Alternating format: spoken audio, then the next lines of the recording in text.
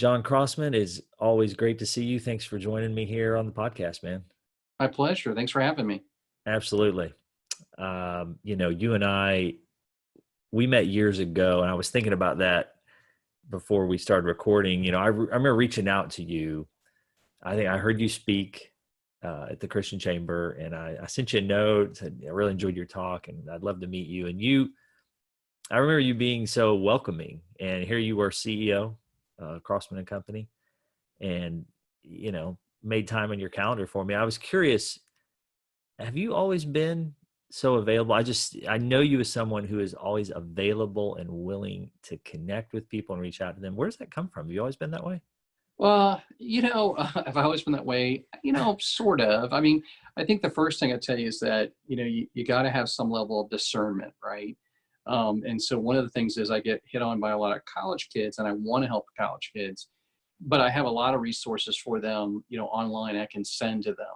And so usually I try to have some directional things like that. But to answer your question more directly, I desire to be available, and I think everyone has to have their own compass about how they want to do leadership and what they're doing. And I think that when you're kind of the figurehead, you're the face of the company, people feeling like they're accessible to you, things like that. It's important. And then as a side note with all that, I'll tell you somebody who's really influenced me over the years is John Rivers from Four Rivers. And he told me one time that if he's ever asked to give a speech about his faith, he always says yes if he's available. And I thought that was cool. Like, that's kind of an interesting policy kind of thing. And so I really enacted that, if it's something like that, I'm always going to try to make time for it, but I really, I'm not always great about returning phone calls. I need to work on that, but I try really hard with email and social media and things like that I'm available and accessible to people. Yeah, no, you are. And I've always appreciated that about you and the speaking. I'd say, hey, will you come speak to a class? Will you come speak at a conference or wherever? So, I admire that, because I know a lot of folks, that are successful at high levels like yourself, and they're not always successful. I get that you're busy, right? There's a lot going on, but I just appreciate that about you. And I wanted to start off affirming that, and even like reaching out, to have you join me on the podcast. And you say, absolutely. So appreciate that, man. And my pleasure. It's an admirable quality. So talk a little bit about your background. I was thinking, going back to like college, I know you're a Knoll, and you were a track athlete there, right? Yeah. What was that like? Division I athlete. I mean, man, that's a big deal. Yeah. Well, it's funny. Let me go back just a little bit quicker. My father was a pastor and civil rights leader, so I had kind of a unique childhood from that perspective. And then athletically, I always really liked sports and was into them. But running and sprinting was something that always came kind of naturally to me. And it was funny, being a sprinter and being white, I used to always get, comments about that. And it always bothered me. And I would be like, look, I work hard. And, now I'm 48, and I did Ancestry.com. And on the DNA thing, a few months ago, it came back and said that I have the Nigerian sprinter gene. And so I knew that I was part African-American. I am, it's a small part, but I did have that. So this sort of, now when I think back, like, gosh, that's kind of weird. But I ran the 400 meters at FSU, and it was a fantastic experience, and certainly made a lot of lifelong friends and relationships from that time. And that was a great time to be FSU, 89 to 93. Charlie Ward and I were in the same, freshman class, and Leroy Butler was there, and Gabrielle Reese was there during the era, Sam Cassell. I'm just sort of bouncing around different sports. So we had a lot of great athletes. It was a great time to be a Seminole, and it's always a great time to be a Seminole, but it was very impactful.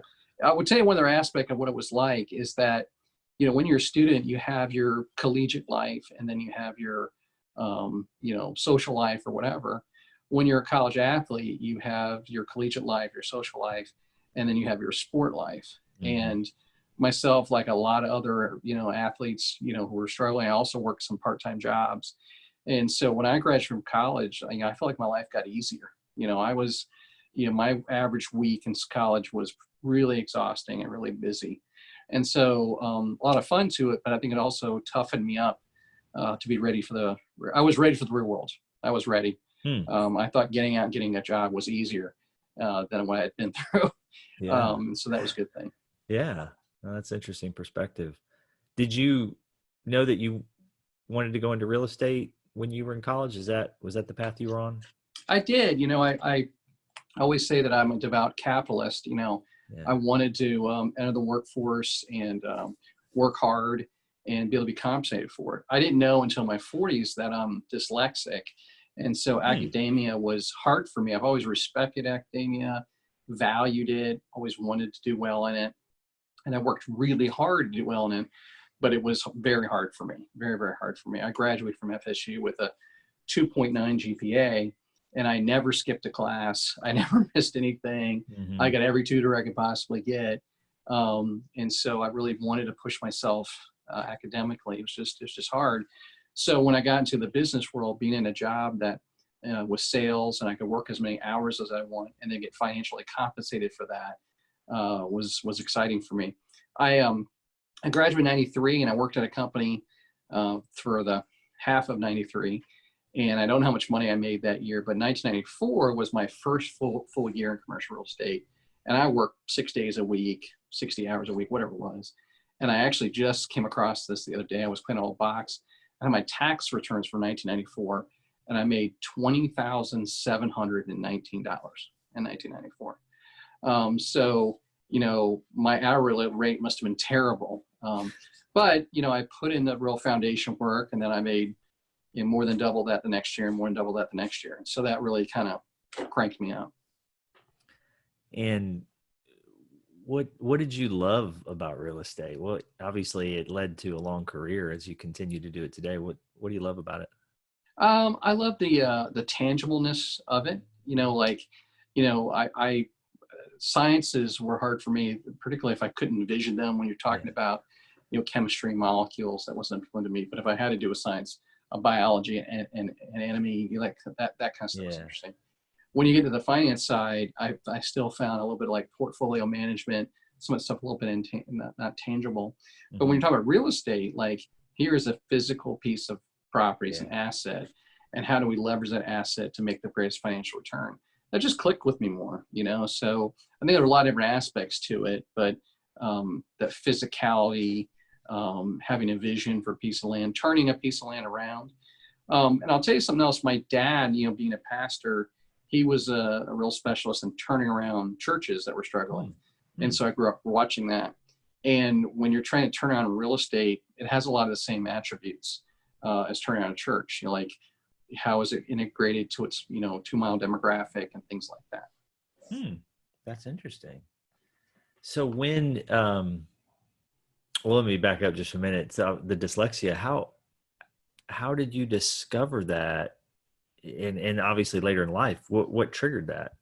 Well, there was always like a lot of little hints to it. There was a lot of things that came up. But I actually had some significant health issues when I was around 42, and I'm fine now. But I had to go to my doctor like all the time, and I was supposed to have the doctor like once a month. And then my doctor said to me one day, he's like, "I think you're dyslexic," and I was like, "Really?" And I said, "What do I do?" And he's like, "Oh, you're 42. Just write it out, And so then I went back and I took some tests online, and I tested dyslexic. I can see it now, and it's like if I was going to write your name, I would write J-R-E. Like I do that all the time. Like when I'm writing stuff out, I put you can see just when I do it, and I don't think about it. It's just I will put them in different order and then just get it out, right? And it's funny because there's a college in Leesburg called Beacon College, and they're for students with learning disabilities. They had me come guest lecture, so I went and gave a guest lecture there, and so it's been nice as as years gone by. I've been more public with that and talked about that, and of course I meet a lot of CEOs that are dyslexic. Really, Jim Seneff and I had this conversation. Jim Seneff and I are Jim Seneff and I and John Rivers are the three people in Orlando that are all in the FSU College of Business Hall of Fame. And Jim and I share several things. We're both dyslexic. We both suffer from the imposter syndrome. and we both really in our natural state are more introverts, and how learning that about those three challenges and how to deal with them was helpful to both of us. Wow. There's a Mhm. lot there. Yeah. Sorry. That's a big company. I've got to ask then about the imposter syndrome. I don't think I've heard you mention that before. I knew the introvert part, but tell me about the imposter syndrome. Well, the imposter syndrome is if you are raised, like working class, middle class, or Yeah. lower income, and then you become successful and you Mhm. jump into a higher class or whatever, you always feel like you don't belong there. And Hmm. so, like Tina Fey, the comedian, has talked about this. And Okay. so it's funny when Jim Seneff was talking about it, he goes, "I was talking to Chris Christie about this," and I'm like, "Of course you were, Jim." And but somebody who would not have the imposter syndrome would be President Trump. Somebody who was raised in a wealthy environment around people Hmm. that they feel more natural, like they're at the table. And so I got into the FSU College Business Hall of Fame in 2013, Hmm. and a couple of years ago I was back at it watching the incoming class, and they had made these little movies about him, and I was making notes, and I really kind of felt like there's probably 4 or 5 things that each of them had done to get in the College Business Hall of Fame. And it blew me away because I was like, I don't belong in this room. What am I doing here? I need to get out of this tuxedo. Like, these people are so much smarter and better than me. And so when I got back to my hotel room, I decided to list out, well, what are all the things I've done. And of course, I had done all the same 4 or 5 things they had done. And then I kept going and I got to 14 things. And I thought, well, yeah, I probably do deserve being in here. And so then I stopped. But, you just have to acknowledge that and like talk that out, that, you're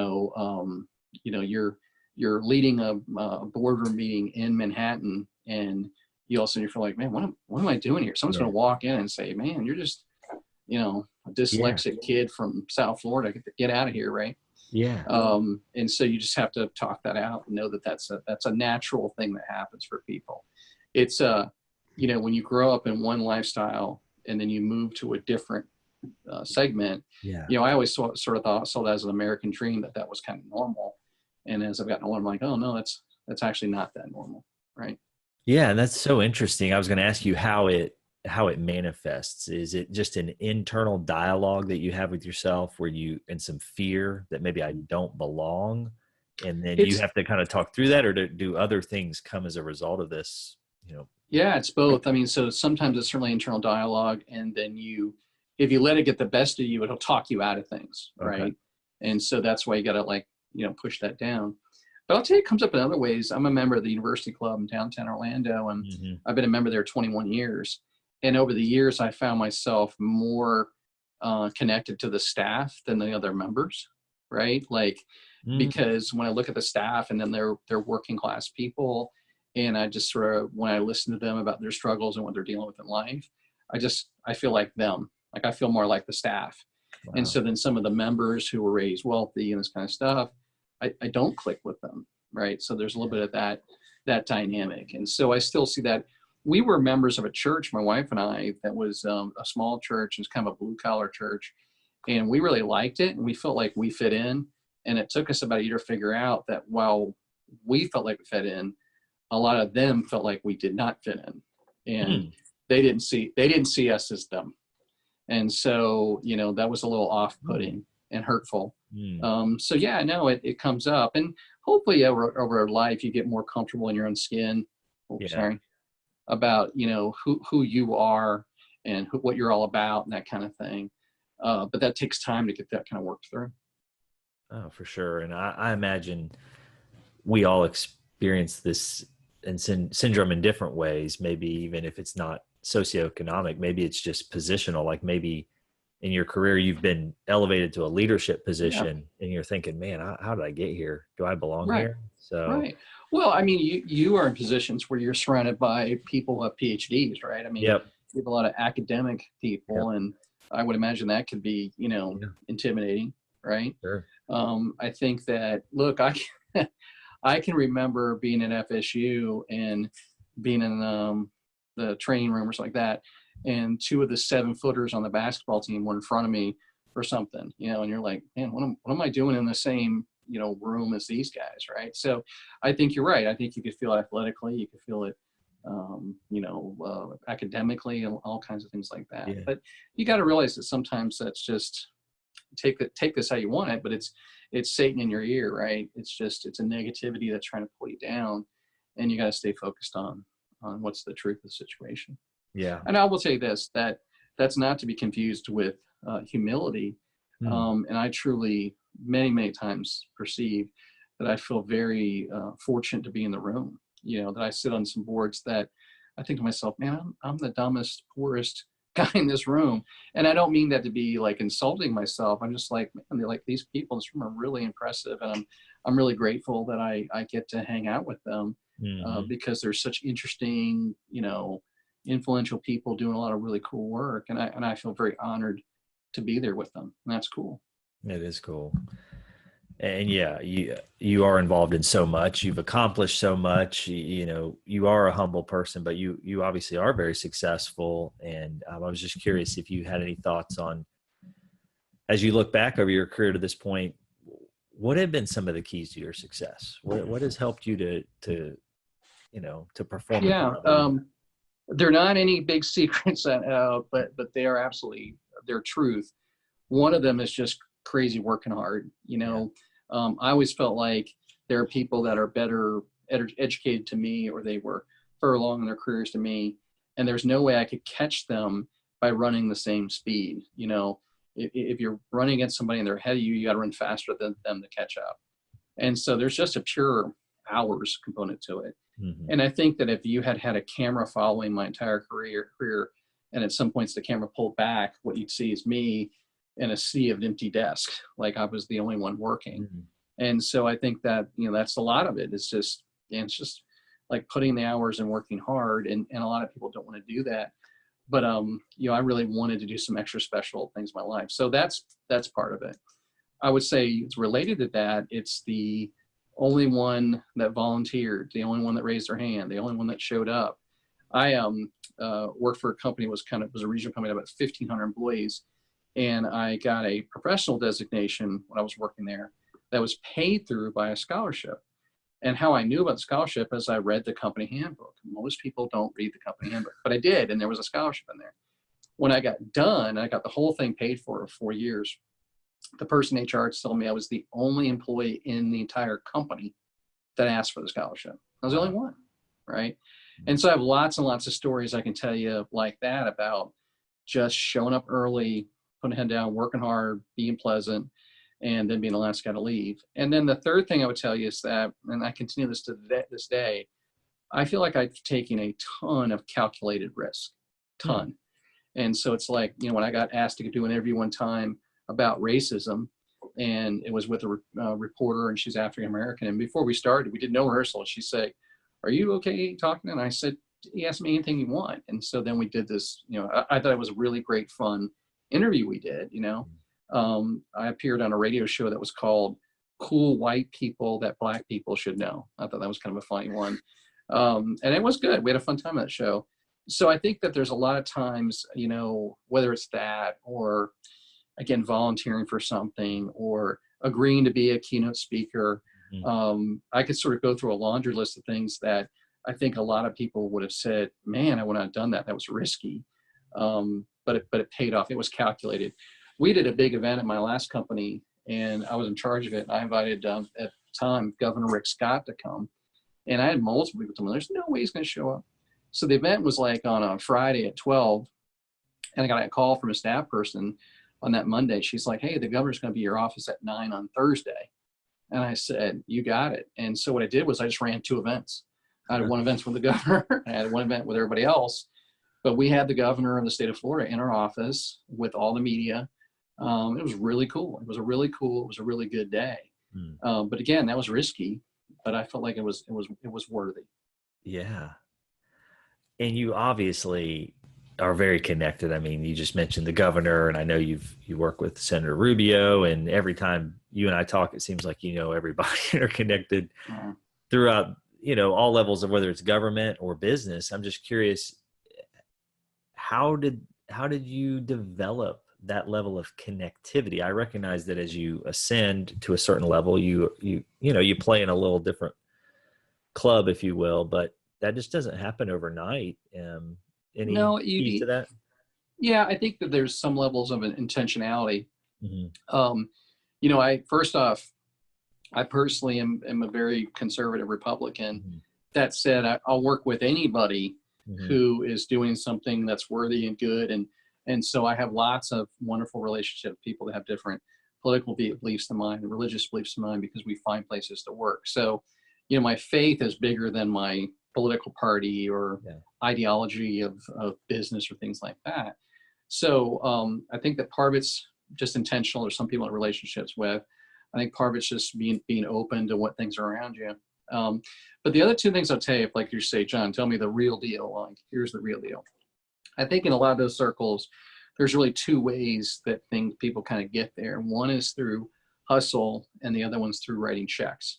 Mm-hmm. And what I mean by hustle is like, if you volunteer for an organization, like you never donate a penny, but you always show up, you volunteer, you're at a welcome desk, like that's going to hit. You're going to like rise up in that organization and do things. And then other ways you donate, you write a check.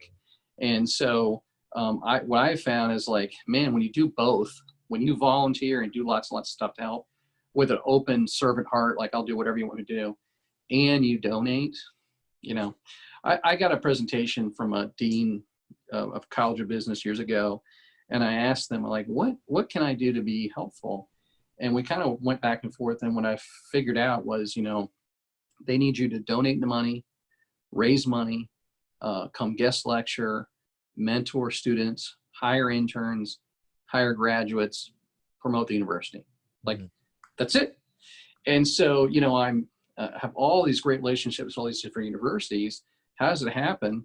I do that. Like, and when you do those things, like, like if someone graduates from PBA and they do that, and you think about it, that's not that big a deal, right? Mm-hmm. But they'd be in the top 1% of your graduates, right?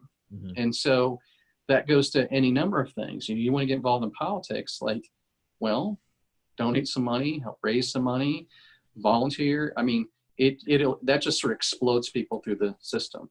I continue to be amazed, disappointed, actually a better word, at the volume of people who will say, oh, I bleed blank, blank, insert school colors, or I bleed, insert political party, red or blue. But if you come to those same people and you say, hey, I need you to write a check for this, they got no interest, right? And, I always think about like what's a way to define love? And I think that, Christ, one of the ways that he showed love was by choosing to sacrifice for us. And so to me, it's like when you love an organization or any number of things, you make a choice to sacrifice. You say, you know what, I'm going to not have this one thing because I want to financially support this other thing. Mm-hmm. And, it's funny, all the things I've talked to you about, none of them are like taking a calculus course, right? Yeah. It's not super hard, but show up early, having a good attitude, donating money, volunteering. It's just very, very few people actually step in and do those things. Yeah. Takes effort, consistency, discipline. Takes risk. You know? Yeah. I mean, like, you go public and you say, hey, I'm for prison reform, which I've done. Yeah.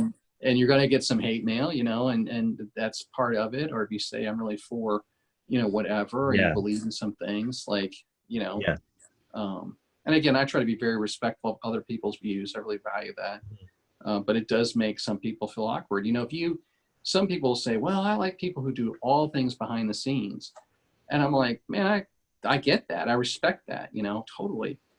My view for me personally is a lot of times when I'm promoting things, I'm trying to be a voice to the voiceless, right? So, in my business circles, which are predominantly, white and predominantly conservative, and I'm talking about the importance of historically Black colleges, some people might say, oh, John, you're showboating or you're overly promoting. And I get that. I accept that criticism. I just would say, hey, well, consider this. There are a lot of people that are business leaders that I'm encouraging to recruit at historically Black colleges who don't know what a historically Black college is. They've never been to Florida A&M. They've never been to Bethune-Cookman Mm-hmm. or any of the a number of outstanding HBCUs we have across the country.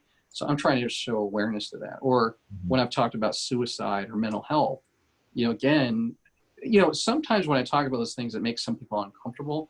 And that's not my heart. I'm not trying to make somebody uncomfortable. Yeah. But I'm also, I'm not trying to shy away from a hard conversation either. Yeah, no, you're not. And that's one of your great qualities. And you're very, transparent and honest. And you went there just a minute ago. So I'll ask you about the prison reform.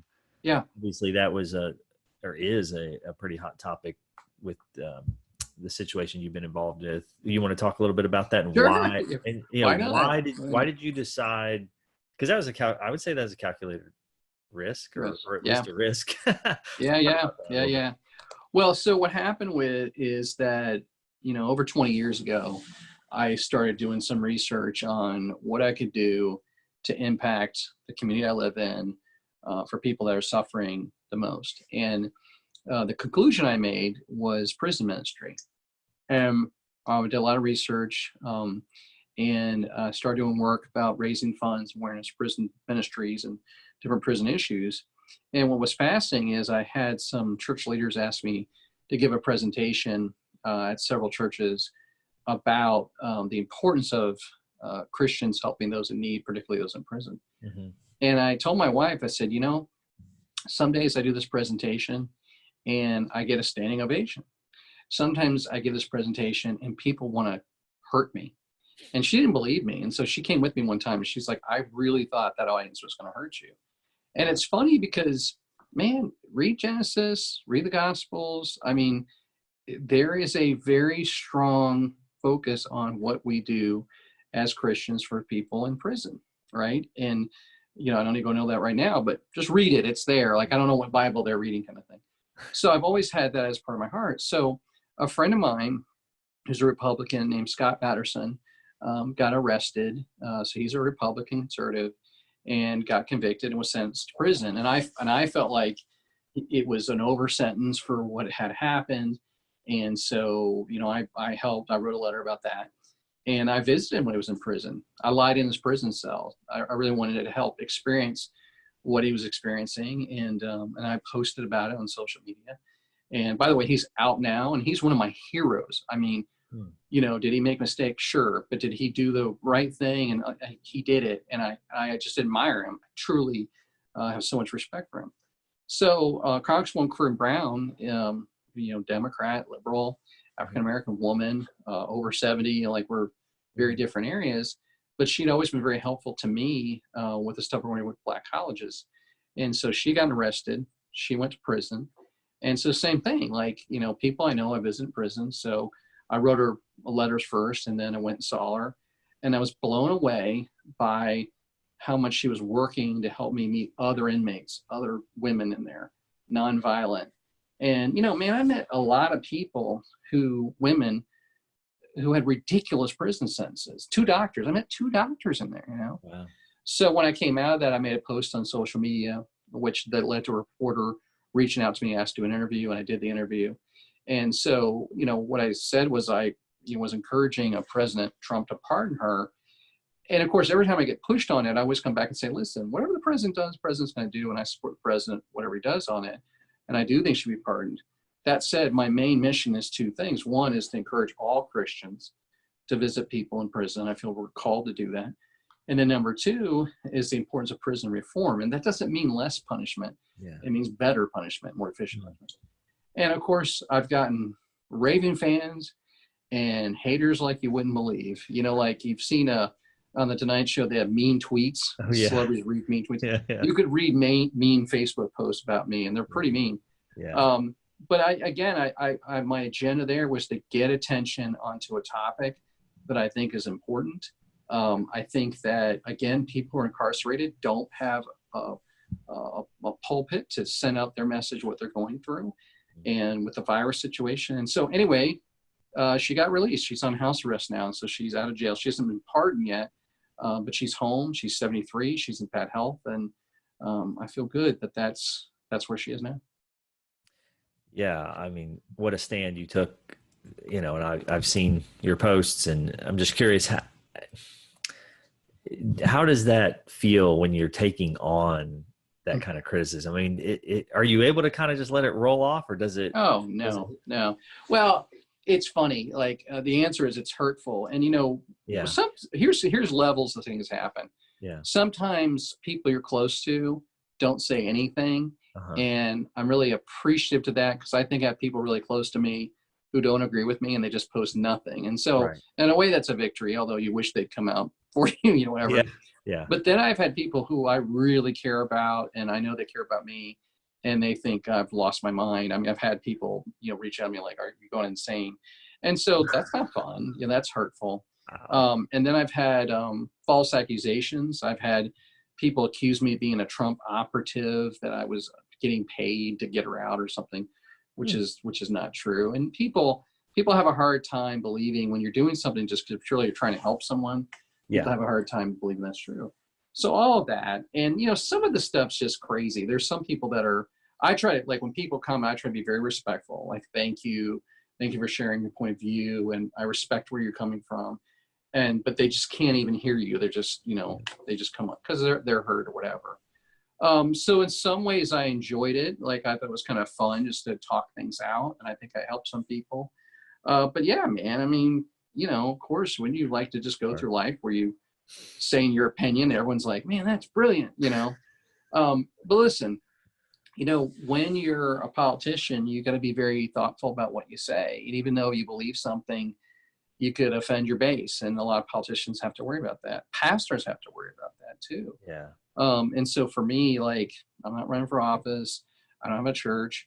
And so I have a little bit more freedom to express things. And again, I do want to take constructive criticism, if I'm doing it wrong or whatever. And so I really try to listen very carefully, particularly when somebody who I think has really respectable opinion. When people start out saying horrible personal yeah, insults, that probably is not but yeah, I have had some very good insight from people with different points of view, which is helpful. yeah, and it takes humility to be able to listen, right, to another Right. side, and that's Right. what you are doing, and yet there's so many out there that won't even do that. I think we're just so entrenched in our own viewpoint that we can't even listen to someone else, and be Well, objective. it's like this. I think that you and I would both 100% agree that the sexual harassment of women is wrong, and participating in that is wrong in any level. And any chance that we can call it out, we need to call it out. We don't participate in it. That's who we need to be. So President Trump has done some things that to make that women I think are very offensive. I think they're inappropriate. I don't think they're Christian. I think they're wrong. I think Vice President Biden has done the same thing, you know. And I had somebody say to me recently, they're like, well, don't all people like that make comments like that? I'm like, no, I don't think there's any evidence that President Carter or President Reagan or George W. Bush or Barack Obama, I don't know there's any evidence of any of those men ever saying things like that. There are lots of politicians who don't participate in that. But it's sad to me that people who are very good moral people give President Trump a complete pass. That doesn't make sense to me. Or people that were all over Kavanaugh and then they're not all over on the Biden issue. That's just so sad to me. It's like, guys, we need to come to a point of like, wrong is wrong, right is right. And of course, people, everybody has their ability to have their own, defend themselves and say what they're feeling. But the message we're trying to send is, if you're a man in power, that doesn't give you a right to put your hands on a woman, or that's wrong. And that's I think we could probably pretty Yeah, well agree on that as a agreed. society, right? Yeah, One would think. we One would would think. think, We right? would think. Yep. Yeah. It's the sign So of the times we're in. Well, I admire yeah. your willingness to take a stand and to go out, put yourself out there for what you believe in, and I think it is admirable. Um, let's talk a little bit more, going back to business. So you were a producer. I mean, you were successful, and you were Hmm. in the real estate business, but then moved into Crossman and Company as the CEO or Yeah. president CEO. One of Potato the potato. Yeah. Yeah. Was that a big was that an adjustment for you? Because now Oh yeah. you're not only producing, I mean, you're leading a big team in a large growing organization. What was that shift like for you? Oh, it's big time. You know, there were a lot of years in my career that I had one employee. Not very many people in Orlando knew who I was or what I did. And I would come to work and travel the country and close deals and get paid. And there's that. And so then when you're leading an organization and it's not about one deal happening, it's about the totality of everything. Yeah. Yeah, no, it's totally different. I will tell you, one of the things I'm super grateful for is I've always tried to, in every season of my life, onboard more skill sets. And so I joined a CEO group. That's been fantastic. The guy that leads it, it's a guy named Ray Watson, the CEO leader. The coaching I've received from him, the coaching I've received from the other CEOs in the group, I'm still involved in it, is outstanding, like oxygen, life-changing. I've used a number of different consultants for different reasons. I've had different counselors for different reasons. And, you know, I really feel like I'm a very different person at 48 than I was at 38. But it was intentional, and I'll tell Steve, painful, very painful at times, to try to look in myself. Why do I, you know, why am I so strong in this area? Why am I weak in this area? And what's behind all that? So it's been a series of things. And so now I'm in this new phase of my life, which is also very different and exciting. But again, I'm still trying to learn and onboard the skill sets to wherever I am, trying to mold to that. What were some of the greatest challenges of being a CEO? What were those things that were, you know, that coming to the surface that you said, hey, I need to get better at this? Yeah, you know, Leading. some of it's a common thing is just time management, right? Just because you got so many things coming at you. I think a deeper one for me was really clarifying leadership structure. You know, there's different parts of leadership that I think are, you know, kind of easy. You talked about like accessibility, you know, mentoring, inspiring. But on the flip side, you know, like digging in deep on the details, calling some things out, holding people accountable. You know, I terminated some employees, and yeah, that's always a hard process. And I feel like I feel confident I did the right thing, but that doesn't mean it's easy. And then again, partnering with people, and sometimes people have different value systems. And I tend to like that sometimes because you did get a different view. But other times it's just like not compatible, you know? And so then you got to make some hard decisions about, you want to lean into that, or you want to pull back from it and accept a situation. So yeah, the people part's always the toughest, right? So it's always the best part. It's always the worst part. So yeah, it can get messy, as they say, you know, and you're dealing with personalities and conflict and points and bringing people together and getting them to work towards a common goal. Those are the challenges of yeah. And Well, so it's funny because you know, if you're coaching a football team, the team's working as a group to get one goal. If you're coaching a track team, you've got multiple athletes doing different events that sometimes they come together and sometimes they don't. And I find a lot of times when you're in business, it's more like coaching a track team than a football team, because they're not always interdependent of each other. And sometimes there's no natural motivation to cheer for one another.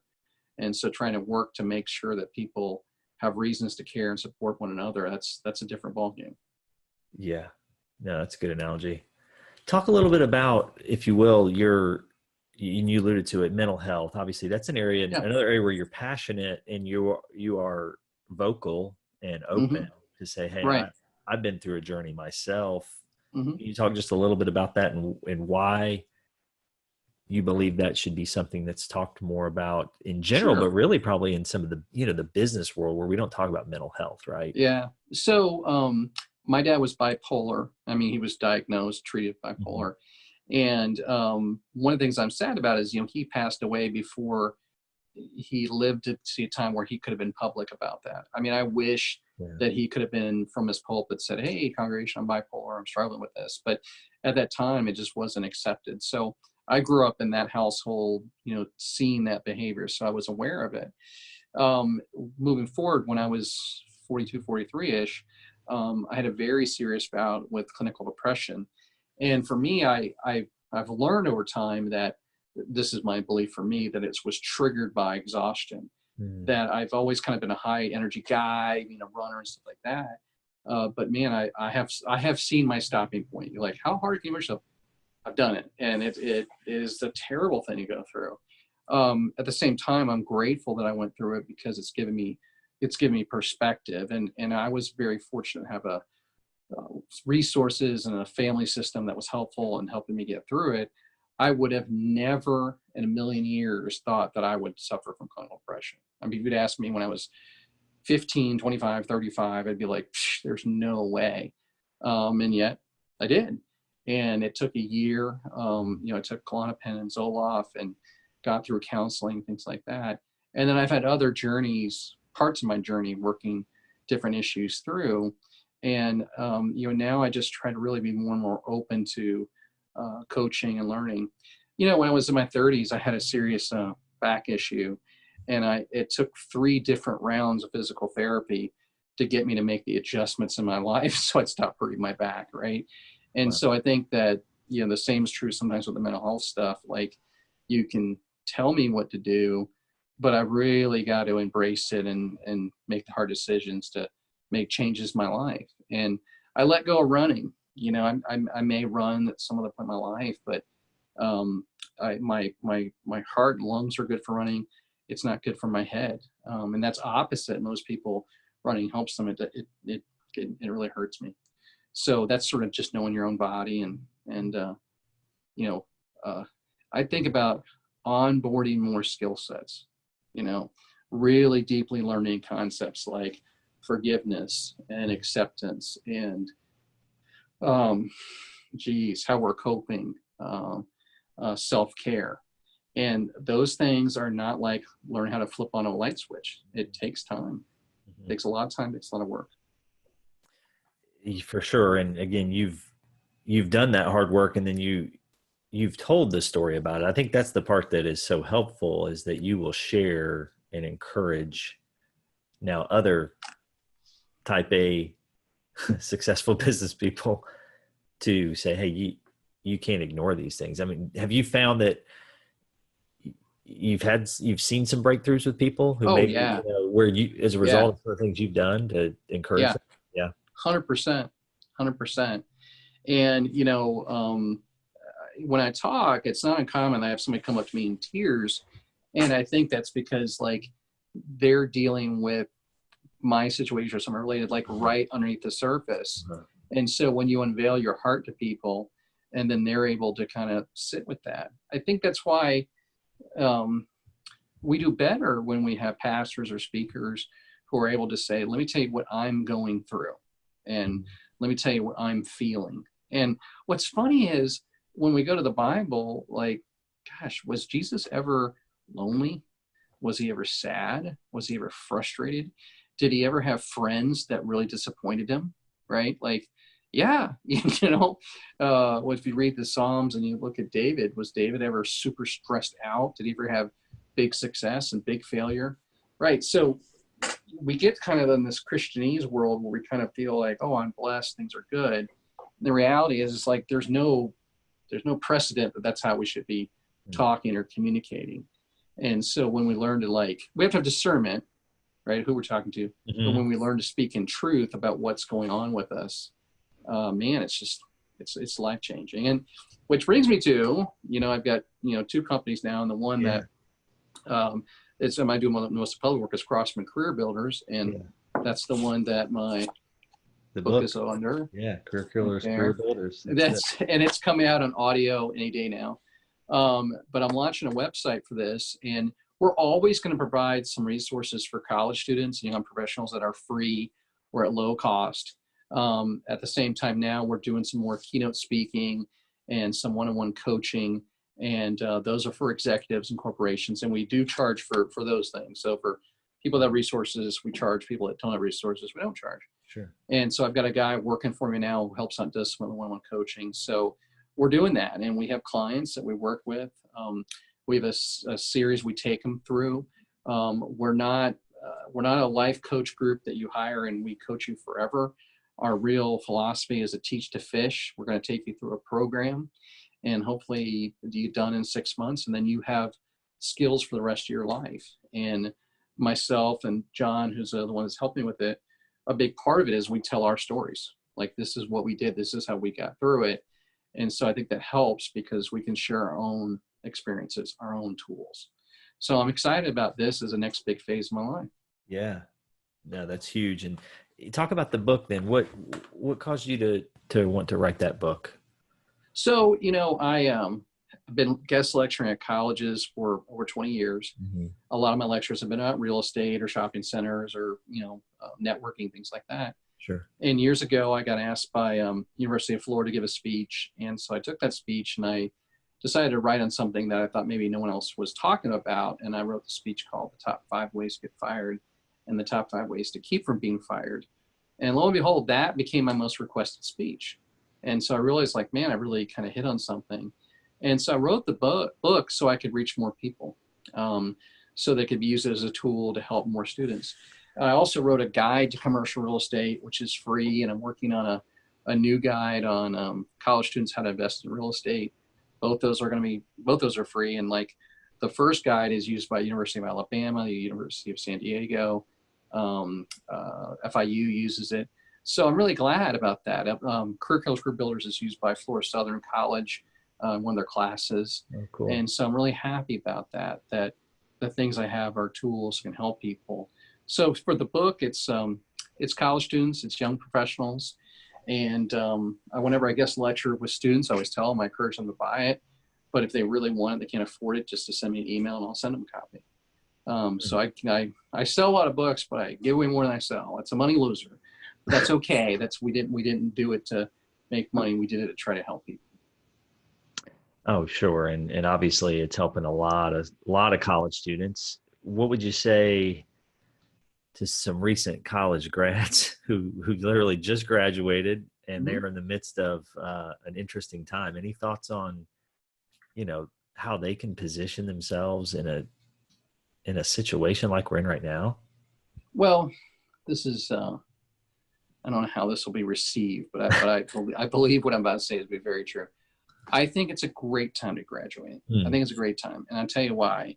Because it's hard and it makes people push themselves harder. It makes them think differently. It makes them, wait a minute, instead of like calling on 2 or 3 people, I probably need to call on 30, instead of like spending a little bit of time looking for a job, spend a lot of time looking for a job. Like maybe they need to volunteer for a while before they job. I think that I predict to you that greatness will come out of this graduating class, that there'll be some minds that come out of this that are frustrated and heartbroken.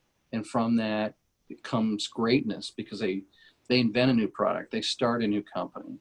They go to work for the company and they become the hardest working person there.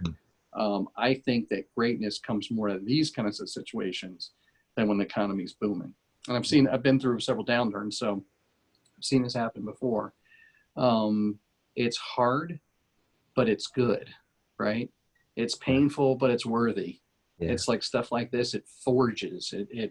It creates stronger people, right? Mm-hmm. And I know that's a hard thing to hear. Like this is hard. Yeah. And I would tell you that, like, look, I wish I could have gotten to where I've gotten, and it was easy, but it's not. It's painful, right? If you want to have life with a capital L and you want to have these big, huge, joyful moments, you also have to have the painful, hard moments. Like you can't just stay right in the middle and then have the good stuff.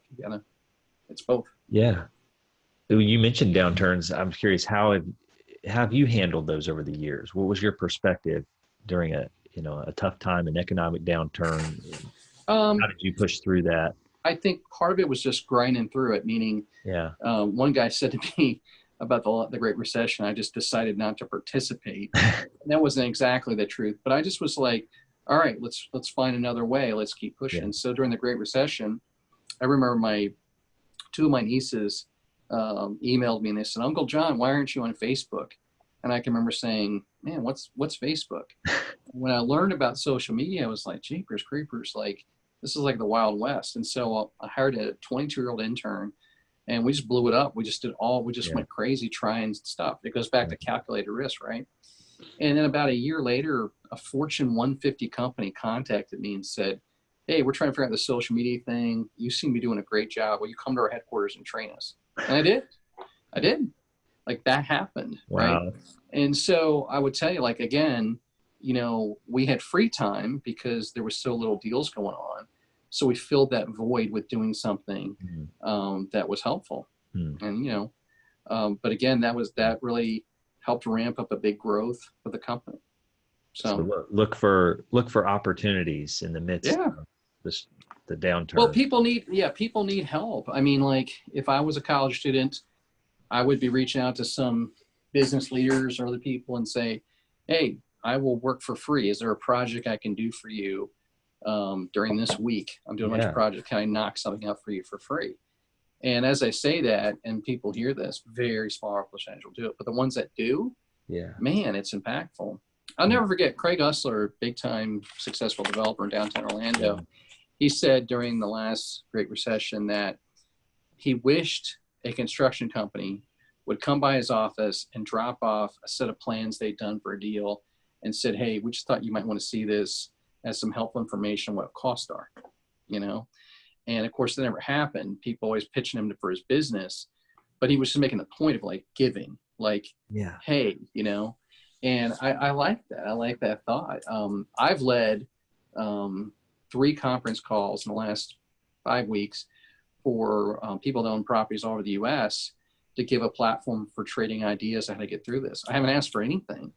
I just did that to be a resource. Now I will go back and, because I have another little company I'm doing some real estate deals with, I will work at getting some business from there. But I started with relevant help for free, right? And so I think the college student, you can do the same kind of thing. Oh, that's great advice. Yeah. What are you most excited about in this season you're in? That you left Crossman and Company, no longer the CEO. Now you're doing your own. What excites you about this season you're in? What are you looking forward to? The relationships, the ability to go slower and get deeper with people, to not feel like I've got to get a ton of deals done, but I can get less deals done and do them well. That I have the ability now to be present like I've never been present before. When I was at Crossman and Company, I would get 400 emails a day. I was signing 1,200 checks a month. And so now I don't have that. I have the ability to kind of go, oh, let's focus, let's listen, let's take notes, let's really focus in on this project. And I've done some really cool projects over the last 6 months that I'm really proud of. And some of them are volunteer and some of them are for pay. But I was really able to kind of like get deep in them. I have more ability now to like have a conversation with you or anybody, and I'm not thinking about when is the time up, or oh my gosh, I'm missing all these emails. And the big part for me has been I just don't do as much stuff. I mean, pre the virus and stuff, I just miss a ton of things. I don't go to everything. I just miss it. And that kind of is what it is. But I'm just living a different kind of lifestyle. So I'm trying to do less, and of those things I do try to do high quality. Yeah. And so I feel very grateful to be the position I'm in my life right now. That's great. Is anything you miss though about being CEO of an organization? Not really. It's funny. I people ask me what I'm up to, and I've really enjoyed saying, I'm unemployed. I miss some of the people. I think that sometimes when you're in a position like that, you have an authority card that you can play to push for things, and so there's that. But I don't miss it. I like being me, and I like helping people. I like serving, and like I say, there are some things in my life I've done. I'm glad I did them, but I don't feel like I need to do it again or go back to it. I will tell you this. I took a personality test through a consultant I hired at the recommendation of a former Disney executive told me to do this. And in it, they did a big personality test on me. And they came back and said that my top 3 recommended occupations were are number 3, politician, number 2, real estate guy, number 1, pastor. And so I've just decided to sit in that, and I'm not going to have a church. I'm not going to run for office, but I'm going to work on political issues and ministerial kind of things and doing some real estate the rest of my life, and really just kind of be calmly, reflectively kind of go where I feel like I can help and where I'm called, and to make the biggest impact in a peaceful way. That's great. And you are doing that, and you've been doing it for so long. So I'm excited to see where you go next, and I know God will use you in many ways. So thank you. We wrap up.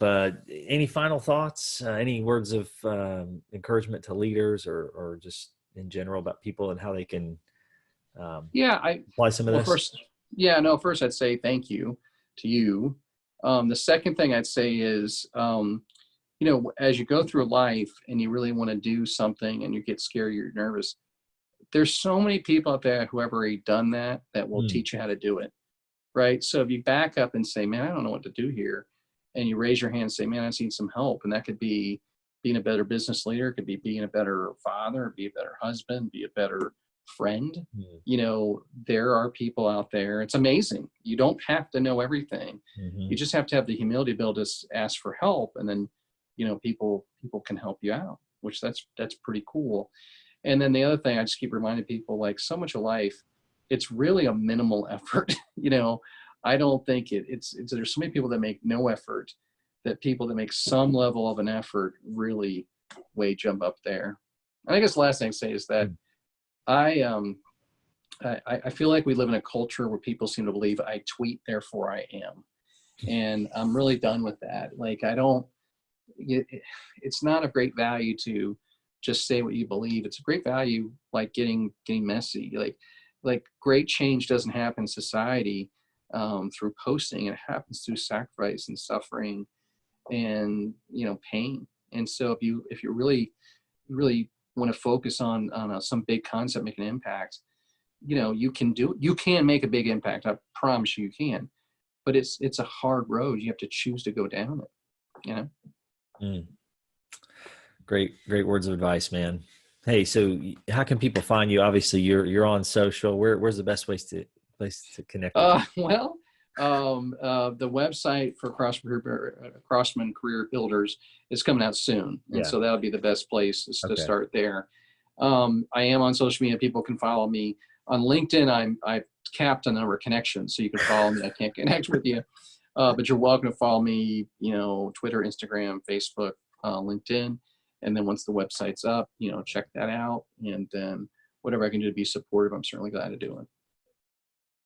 Great. Always appreciate your time and your wisdom and just your perspective, man. So thank you for taking time to join us. Thanks, bro. Appreciate you.